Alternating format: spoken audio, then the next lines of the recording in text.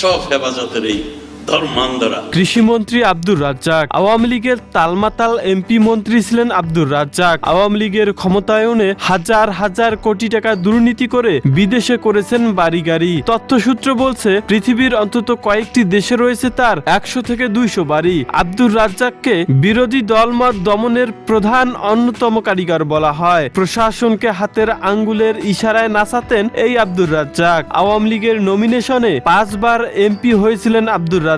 তিনি টাঙ্গাইল 1 আসনের সংসদ সদস্য।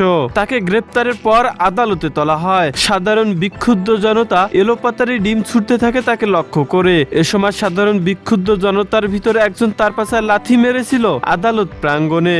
দর্শক, হেফাজতে ইসলামের উপর নারকীয় তাণ্ডবের প্রধান মাস্টারমাইন্ড ছিল আব্দুর রাজ্জাক। সাবেক মন্ত্রী আব্দুর রাজ্জাকের নারী কেলেঙ্কারির ভিডিও আগামী এপিসোডে দেখতে চাইলে ভিডিওতে লাইক করে চ্যানেলটি সাবস্ক্রাইব করে রাখুন।